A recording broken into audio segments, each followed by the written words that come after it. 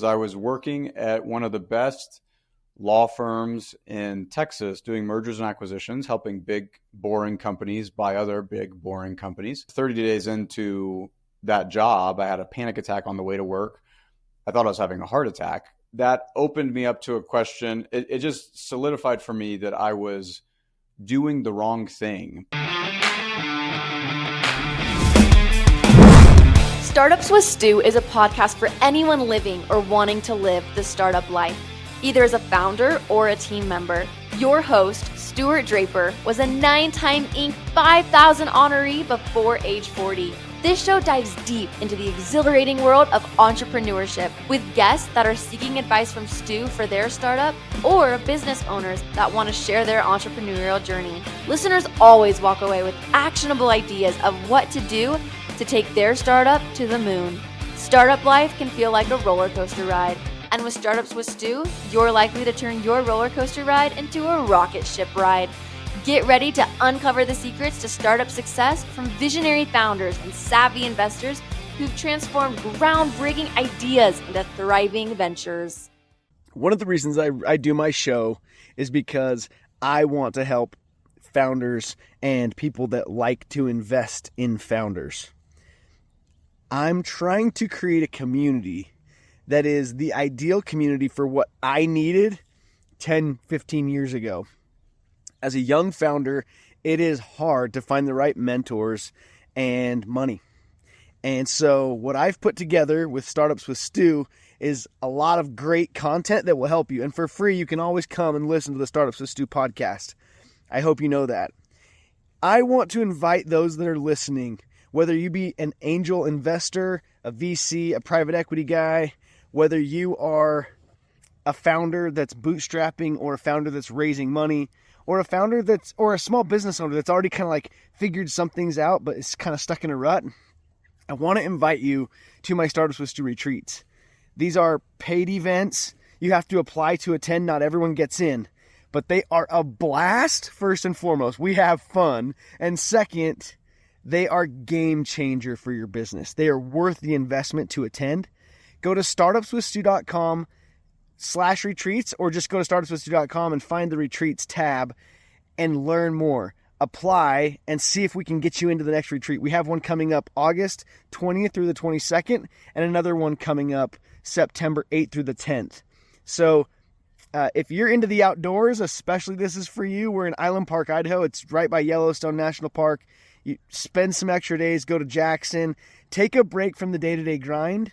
In the book Walk Away Wealthy, Mark Tepper says that every founder should be taking 2 weeks off, stepping away from the business so they can see where they need to go work on the business so that they don't have to be in it all the time. Come and attend. Look forward to seeing you there. So if you haven't yet, go to startupswithstu.com, find the retreats tab, go learn more, and apply. You got 2 opportunities. Come and join us. Today with us, folks, we have a man that took a business from worth nothing to $26 million in 4 years. And when I say worth it, someone paid for it at that valuation. His name is Raleigh Williams. Raleigh, welcome to the show. Thanks, Stu. Happy to be here. So Raleigh is the author of The Creator's Call, a book you can go check out. Where can they go buy that, Raleigh, if they're interested? Amazon, Spotify, wherever you get your audiobooks. Most people do audiobooks these days. They don't really buy physical books anymore, is what I've learned. But wherever you get your audiobook, you can find it. Yeah, I love Audible. The Creator's Call. I'm going to check that one out. And then you are also the founder of Alcatraz Escape Games. Is that right? The founder, or were you? Yeah, I founded it with my brother, co-founder of Airborne Sports, which was a trampoline park brand. We ultimately had 4 entertainment brands: Alcatraz Escape Games, Airborne Trampoline Park, Golden Axe, axe throwing, and then Labyrinth Reality Games, which had 2 locations. And so those were our 4 entertainment, brick and mortar, physical location brands that we had in Utah, Arizona, and Texas. Wow. So all over the place in the Rocky Mountain region. Yep. Cool. So tell us about how you decided to go for it. What was the creator's call for you? Yeah, the creator's call for me was I was working at one of the best law firms in Texas doing mergers and acquisitions, helping big, boring companies buy other big, boring companies. And about a month into that job that I'd spent a lot of money to get and went to very expensive law school, University of Chicago, I had a panic attack on the way to work. And this was, from the time I came back from my Mormon mission, my dad was an attorney. And so I was kind of following in my father's footsteps, trying to do what he did. And it had appeared as though I had really reached the pinnacle of, what this legal career could look like. I was at the start of, I was doing the prestigious path. I was doing it in a way that no one could say that I wasn't successful and on a path toward, risk-free millionairedom. But 30 days into that job, I had a panic attack on the way to work. I thought I was having a heart attack. I had hoped that it was a heart attack, a physical, real thing that I could just get on medications for, but it wasn't. It was a panic attack. And that opened me up to a question. It just solidified for me that I was doing the wrong thing, but I had spent a lot of money. I had a wife and a young daughter. And so the question for me was, well, what is the right thing if this is the wrong thing? And I had really grown to not respect any of the partners. Law is a very hierarchical profession. And so you can see what your life is going to be like in 5 or 10 years ahead of you. It's very lockstep. And I just knew that I didn't want to be like any of the partners that I was working for, but I had no idea what I wanted to do. So I had a string of failures, kind of these attempts that I tried to do while working at a big law firm. My idea was to try to find a side hustle that I could do in tandem with my law job. I was making $180,000 a year. And the idea of leaving that for a startup was crazy. So I tried studying for management consulting. I tried buying tax liens. I tried doing a faceless Instagram account. I tried starting a senior care facility with residential houses. I tried all these things to try to kind of appease this anxiety that I felt within the confines of the path that I was already on. And my brother sent me this article in MarketWatch that said the unbelievably lucrative business of escape rooms. And the article talked about how escape rooms, this was in 2015. So escape rooms were kind of this emerging trend that had been going on in Europe and Japan for many years prior. And that it was this emerging trend and people were making money hand over fist with these stupid little games. And so that night I booked an escape room in Dallas, Texas. I'd never heard of it before. And I went and played it. It was a very full, there were 10 other people there with me playing it. And I was just shocked at how low quality the room and the experience was, but it was very fun. I enjoyed it and the people around me enjoyed it as well. And that night after the escape room, I didn't sleep that night. And I texted my brother back and I was like, if I quit my job, do you want to do this with me? And he said, if you quit your job and you want to do this, then yeah. He had been a Goldman Sachs equities trader and he had left some years prior and he had started a trampoline park business that he had started to run in 2011. And so it fit as kind of an additional entertainment offering from what he was already doing.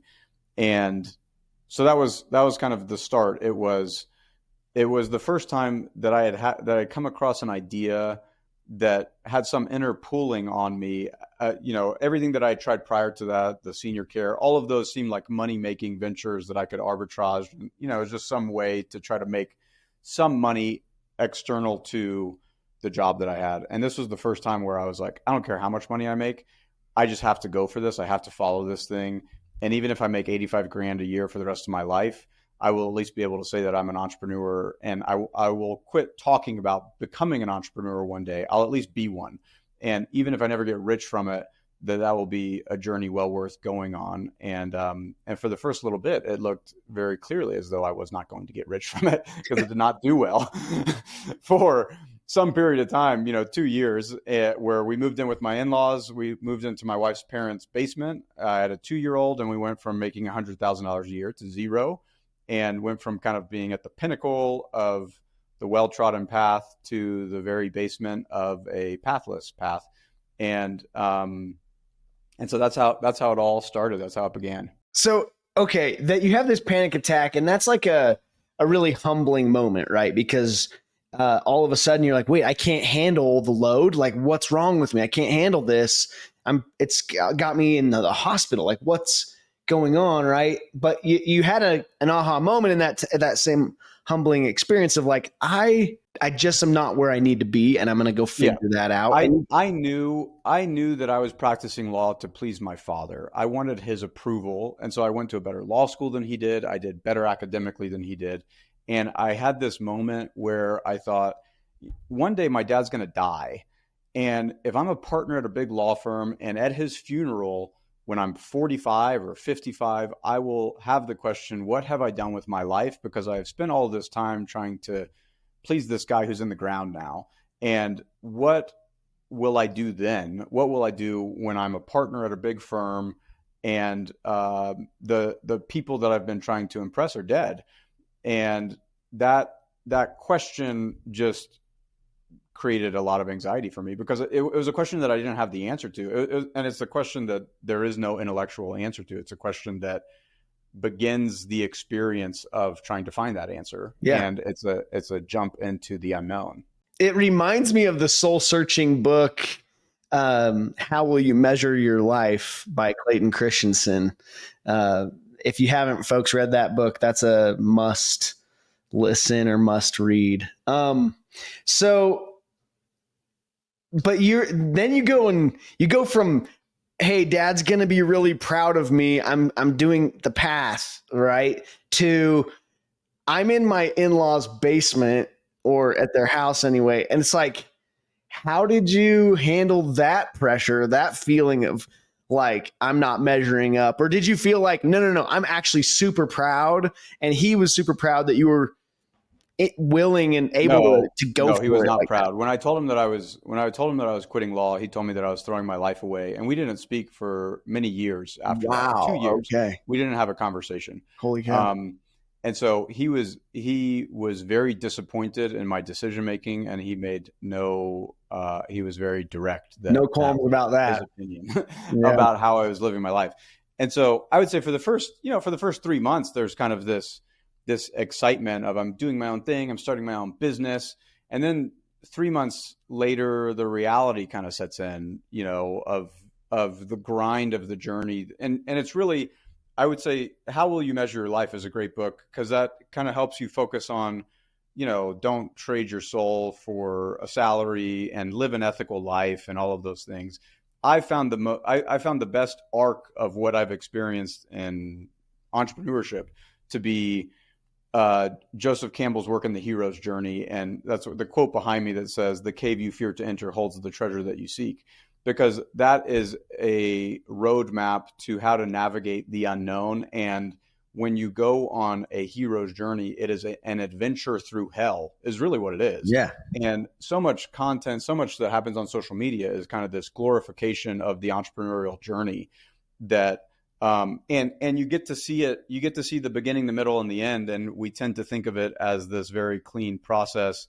And we don't give enough credence and enough of the page to that middle part that is hell. And the hell part of it is actually necessary, because that's where you find yourself. That's where no one's there anymore. No one, my friends, my family, I had my wife and my daughter, and there was no external signal mechanism that I was on the right path. I mean, 6 months, I think I even said in the post that you commented on, 6 months into me starting that, I started studying for the GMAT, because I was like, this is not going to work. This will be a great story. Maybe I'll go to I already went to an expensive law school. Maybe I'll go to an expensive business school. Yeah. And figure it out. And so as I've told the story more and more, I think it's important to highlight the massive self-doubt that I had all along the way that didn't go away. And so in 2018, I was like, once we finally started to get some success, we ultimately merged the escape room business and the trampoline park business. So those became one thing that we did together.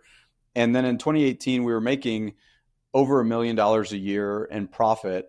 And I kind of felt like, this entertainment thing was never, this was a means to an end, and the end of getting out of law. It felt like I had jumped off of the ship and I found a piece of driftwood and I found a way to float in the ocean, but I didn't want to do this for the rest of my life. And I was ready to move on to the next adventure. And so I was like, well, I've sold companies before. Maybe I'll sell my company. This will be a great story. Let me get out of this thing. And so I reached out to a couple strategics, people that were in the same industry as me that had big trampoline park and entertainment businesses. Some of them we talked about off air. And I asked them if they were interested in buying the business. And they said, well, come in and we'll talk about it. Let's look at your numbers, all those things. And so they looked at my numbers. And after talking with all of them, they all universally said, despite making $1 million a year in profit, that the business was worth zero. It was unpurchasable, zero. We will not buy this. You could not give this to us. and so I felt stuck again in the business that I had created, because I was ready to move on to the next adventure. And there's all of this talk about starting up. How do you get the plane off of the ground? And not a lot of information on how do you land the damn thing and get paid to do it in some way, which is the ideal outcome. And so that started a new 4-year journey of trying to go from, a self-employed business into an asset that someone could find value in and purchase and could survive and live without my constant involvement in it. And even in that process, obviously COVID in 2020, I was looking for bankruptcy lawyers because I'd been an entrepreneur for 4 years. I'd gone from making a couple $1 million a year in net profit annually to it's all gone again. I've lost it all. COVID, I was on personal guarantees of leases all in a bunch of states. I said at the beginning, I had locations in all these places, and you say, wow, what an impressive thing to have all of this stuff. But then the inverse of that is when the economy drops out, this thing that is so impressive also happens to be a liability that costs me $350,000 a month in rent. And, and so that, and then 2 years later, I sold it for $26 million over the course of 9 transactions. And that is the roller coaster that I try to be as transparent about as possible, because those who are called to it, that doesn't dissuade them. And those who it dissuades are likely best in their day job. Yes, absolutely. If you feel scared and nervous when you hear the story, folks, then entrepreneurship may not be for you, because you're going to go through scary and hard things like that. So, Raleigh, you're an ex-M&A attorney. I'm guessing with your transactions, you represented yourself then in those 9 transactions. Is that right? I did. Yeah. Yeah. So no investment banker, just you and... No, well, I in 2020, I talked to business brokers and investment bankers, and they all said that I was probably worth somewhere around $10 million. And I just had a sense that it was worth more than that. And so I felt like with my background and what I wanted to focus on, that it was important for me to get the highest dollar amount, and that I was willing to do, so then it took another 2 years. We had to wait through COVID. And, a lot of big changes. What happens when you go to an investment banker or a business broker is they'll give you a snapshot of what you're worth today. And they're not really in the game of holding your hand to, well, if you make these changes and these adjustments, if you change the business in this way, then we can go to market in 2 years from now and you'll be worth 2.5 times what you're worth today. And where else are you going to get an investment that will 2.5x over the next 2 years if you just put the focus in for it? And so getting the first valuation in 2018 of 0, and then shortly thereafter, 2 years later, being worth about 10, and then 2 years after that, selling it for 26 was the change that I had to make a couple changes of focusing on how I run the business and the way that I thought about growing the business. That was very different than that transition. I mean, the focus changed in big ways from the 0 to the 10 to the 26. Folks, if you haven't yet, take a second, go to startupswithstu.com and learn about my upcoming retreats. I have Rudy Rudiger coming. I'm so excited. Rudy is the guy that, if you've ever heard of the movie Rudy, it's a football movie, a story of an underdog, and founders, frankly, more often than not, you will find yourself as the underdog. Cannot wait for you to get to hear from Rudy. If you go to startupswithstu.com/retreats, you can learn more about the upcoming events and go and apply. Folks, this is an investment in time and money that's worth it. You will not regret having spent time in Island Park, Idaho with me, yours truly, Stuart Draper, Rudy Rudiger, and other founders and investors that will be there. Okay, sorry for the interruption. Let's get you back to the show now. And so what were some of those focuses that you changed? A couple things. I think, I think that there's kind of three big buckets of entrepreneurial ventures, we'll call them. One is a self-employed venture where you are, that tends to happen pretty frequently in the trades where you are good at painting walls, and you get a lot of people that want you to paint the walls, and you maybe train some people underneath you to paint those walls for you, but you're kind of, you get paid to do the work, and then you do the work with some help in the execution of the work. So I would call that the self-employment phase, where they're really they're focused on the operations, and the next phase that they have to get to is how do I get myself out of the operations of this business? How can I charge prices that make me able to really hire the work and hire the help that I need? Right. Then you have we'll call it the entrepreneur who owns a business, and the entrepreneur who owns a business has extricated himself out of the operations of the business and is usually trying to figure out, how do I grow the business? So how do I grow the business unit of they tend to be in the sales and the marketing. How do I drive top line growth in this business in some way? And then the last stage is an entrepreneur who owns an asset that has extricated himself from the operations and the growth of the business and has a team in place where the trajectory of the business is relatively well established and predictable, and they can command the higher price. So that stage one was, I don't want to hire a general manager because that's $80,000 a year out of my pocket. Yep. So that's like, would I rather have a general manager or would I rather have a G-Wagon? That's a self-employed entrepreneur. That's how they think and operate. And it's a fine way to live. You just can't ever sell that business. And the entrepreneur who owns a business, they don't want to pay for a management team yet, right? They are usually the CEO, and they maybe have a CFO or a controller or someone who's doing the operations, but they are the one that's, doing business development, trying to find new locations, trying to do all of those things.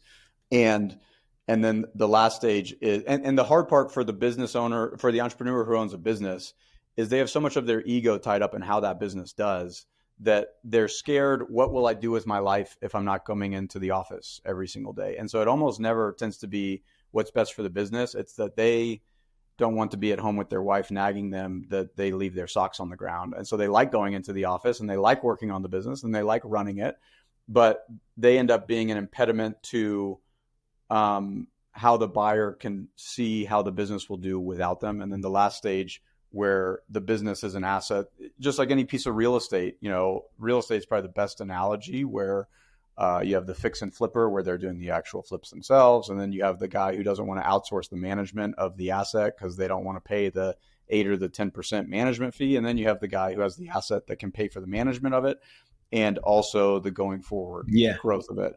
And so that lesson that I just gave you in 4 minutes took me 4 years to learn.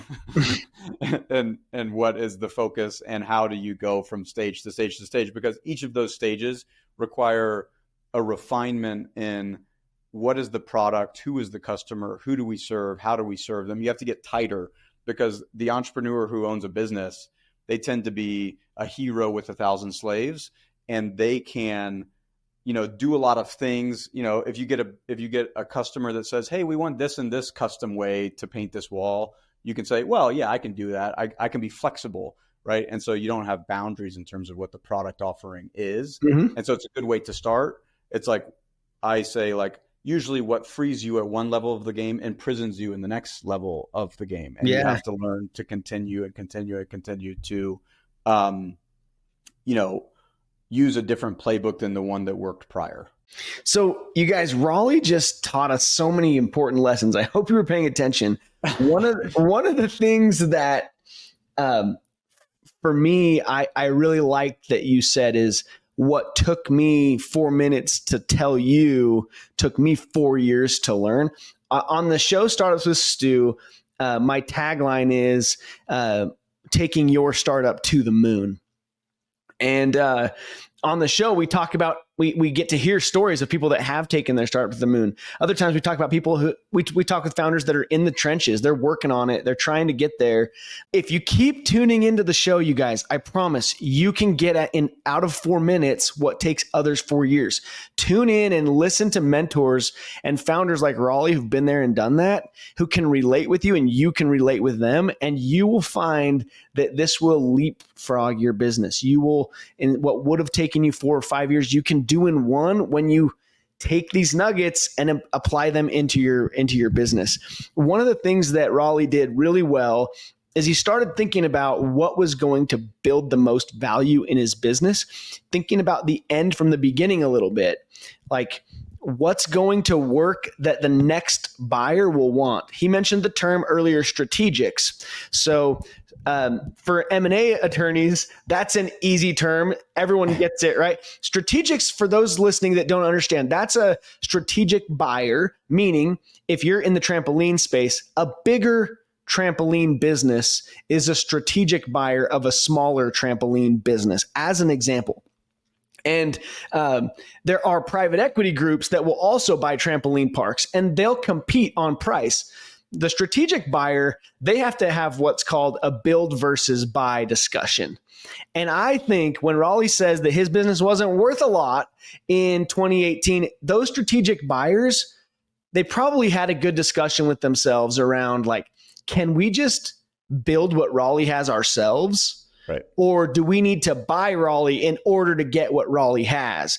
And so strategic buyers, sometimes they pay the most because it's just easier for them to swallow up a smaller business and immediately do things better with their bigger business that's got better systems and processes in place. But other times, the private equity group is the better buyer because the strategic says, we don't need you. We can build what you have ourselves. So, so many little lessons. I hope you pulled out some of that from what you just heard from Raleigh. So Raleigh, now you're you've done the business, you've had the exit, but you're still building. You're still taking time to come on a show. I appreciate that about you. I think that a lot of founders, they learn fast after they've had an exit that like you still need to find fulfillment in other ways of your life by creating value, right? That's the creator's call, I think, in large part. Yeah. Mm-hmm. So, what are you building now? Like, what's been the focus for your life? Besides, by the way, congratulations on helping your wife battle and now beat cancer, which is just such a great blessing for you guys. But tell me what you got going now. Yeah. So after the end of the story is basically after I sold, within 6 months, my wife, who was 32 at the time, was diagnosed with stage 3 breast cancer. And that took a year of going through the hell of cancer treatment, chemotherapy, all of those things.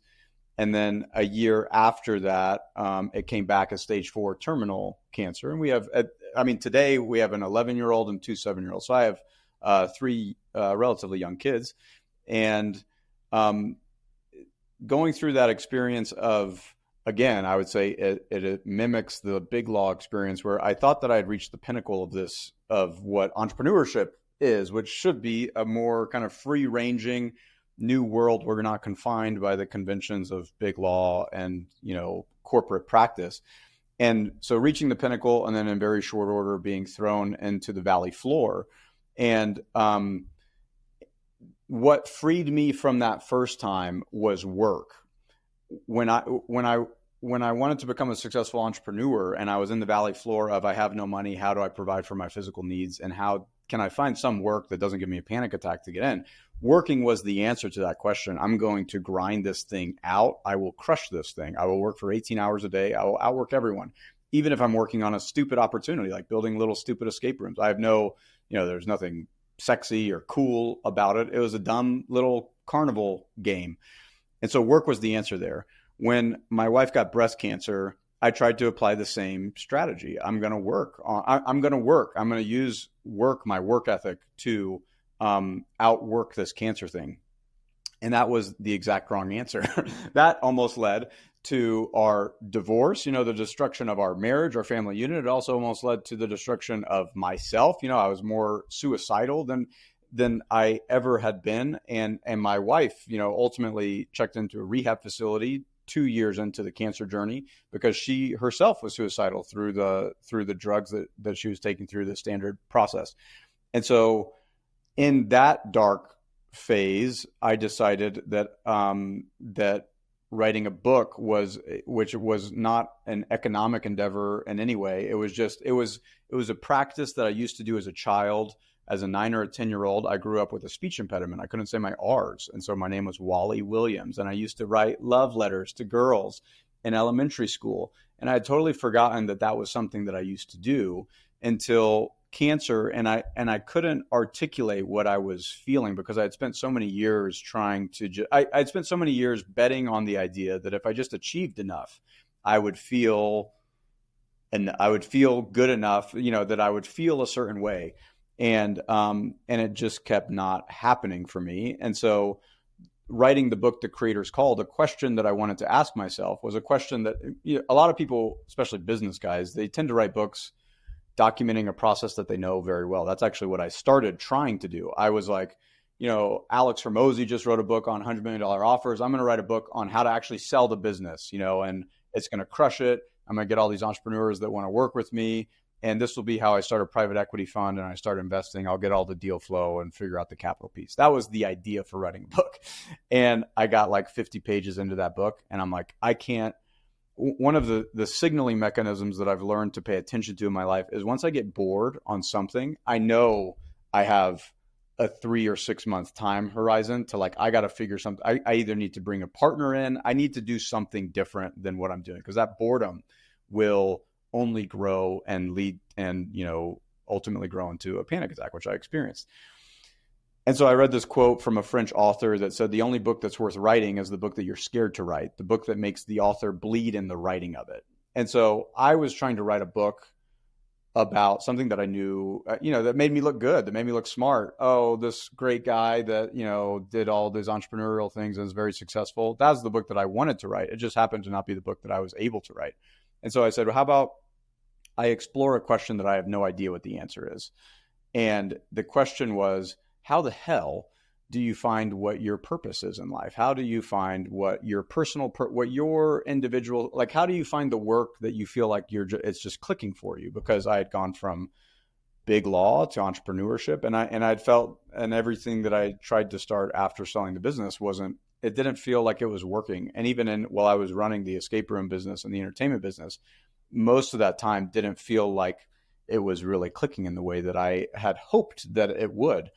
And so I wrote that book, The Creator's Call, as just an exploration of my own journey of what is the pattern that is happening in my life that I haven't just paused enough to see. And maybe if I can articulate that pattern for myself, that it can be helpful to other men. And it's really written to men. How do men find purpose? Because most of the time men find work and they want work to be some external signaling mechanism to the world. Mm-hmm. And if that is your starting motivation, it will always lead you down a path that won't give you that can be a part of the motivation, but it can't be the motivating force for it. And so after writing that book, which came out in February of this year, I've been in an exploratory process myself. I have a business around cancer and how to heal cancer naturally. It's called the Cancer Crew. And then really what I've focused on, I'd say the work that I enjoy the most is helping entrepreneurs. Like I said, I think the message that was most resonant to me in these states of high uncertainty was the message of the hero's journey of how do you go through the depths of hell to find yourself and come back out again and give your gift to the world. I think entrepreneurs are the people that do that, and they almost always do it unknowingly. They're not doing. They think that they're going to go make $100 million, and that starts the journey, but it ends up being a journey that's very different than that.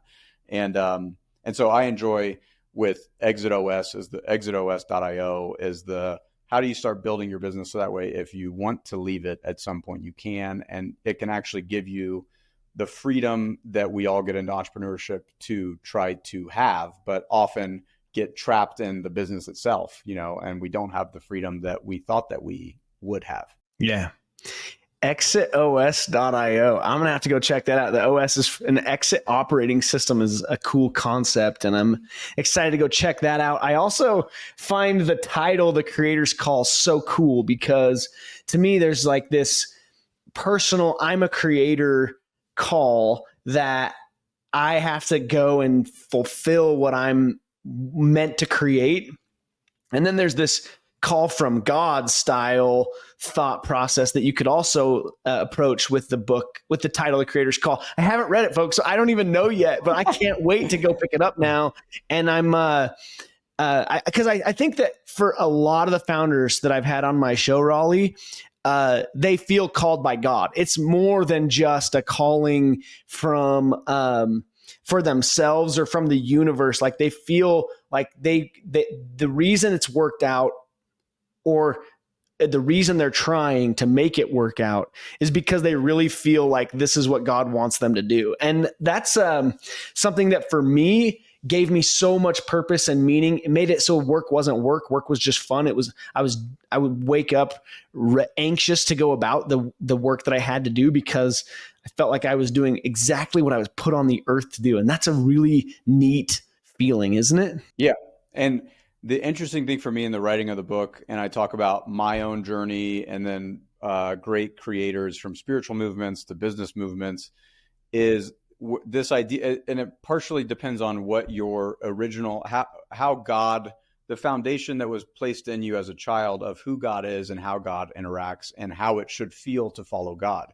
For me, the interesting thing was the call from God has almost always been met with derision and criticism from those that share my same belief system. People you love too, right? Yeah. The idea of who God is, right? And as I looked at Darwin or Moses or Gandhi or Jesus Christ himself or the Buddha, that idea of following God, that idea that following God gets you into trouble from those that are in your society, and how do you navigate? And so you have this whisper of an intuition met with this yell of the society around you that tells you to not do it. And that to me is God, which is a very different relationship with God than what I grew up and what I heard in organized religion and the Christianity that I love. And so that was a different experience for me that has recurred in cancer treatment, in entrepreneurship, and raising my own children, that I wanted to try to just highlight, so that way that anyone knows that the following of the Creator's call will by definition not be understood by those around you. And your attempt to try to explain it to them and your attempt to try to get their approval for it is an attempt that, at least in my journey, and some people have different parental relationships or, maybe a supportive community, but it tends to be that when you are going off of the well-trodden path, do not expect applause at that deviation. And even don't expect applause when it comes to fruition in the way that you hoped that it would. And so I would say that was the most jarring aspect of my journey that I wanted to kind of highlight and show that recurring pattern in other great people who have created ideas, movements, businesses that have long outlasted their, time on earth. Folks, so many amazing and important takeaways today from Raleigh Williams, author of The Creator's Call and founder of the Alcatraz Escape Games. Go check that out. Raleigh, stay on the call. I want to talk to you a little bit more about my upcoming retreats and how you could help us out with that. I have 2 retreats coming up. We have Rudy Rudiger, the guy that put on the Notre Dame uniform, in attendance and speaking. And we also have Jeremy Barker of Murphy Doors, a few other incredible founders, including Justin Hewitt, who was on my show previously. He's with Flashlight Learning. But so many great founders getting started or that have already made it that will be there in attendance. And I think that founders that understand they need to be thinking end from the beginning get so much further, so much faster. And Raleigh, you can tell, really gets that. So, hey, Raleigh, thank you for your example for everyone and for coming on my show today. Stay tuned and don't leave me just yet when I wrap up this recording here. That was good. Thanks for having me. One last time as we wrap up this episode of Startups with Stu, I hope that you've taken a second and gone to startupswithstu.com. If you haven't yet, go check out the website. Make sure you're subscribed to the email, and make sure that you check out my retreats that are coming up. August 20th through the 22nd, September 8th through the 10th. We would absolutely love to have you guys there. You won't regret this experience. The testimonials are amazing. Go check those out and listen to those. In fact, I'll hit play on those next. This is the best networking opportunity I've had this year. I would gladly pay whatever the cost it is to come year after year. Just with the people I've met, the motivation that it gives you, the skills that you take away, the connections that you get, you have lifelong friends here. Like the wealth of knowledge that I've been able to gain from very successful people in a wide variety of industries has been fundamental, I think, to my perception of what good business looks like. I for sure have 2, 3, 4 people that will have a direct impact in my business and in my life right away. We just connected. It probably will leapfrog my business. I came to Stu's Entrepreneur Retreat because I wanted to build a network that will help my business and help myself to grow. I gained connections that would not just last for a minute or a month, but for a lifetime. I came into this thinking, you know what, I'm not worthy to be here. And I left feeling like I was. Being around guys that have broken past what they thought their ceiling was, and to be able to think bigger and really just go for it, right? And that for me was really transformational this weekend. To be able to kind of shift a mindset that I've needed to do and kind of clear the fog of where I need to go. I've enjoyed getting to meet people and been able to elevate my thinking into trying to become a better version of myself. And that's really what this whole thing is about, is trying to get people to grow and become better versions of themselves so that they can help their community, their businesses, and their family. The various speakers and the attendees have been very impactful in my life. The clarity that we've received up here and the inspiration to be not just a better businessman, but to be a better human being.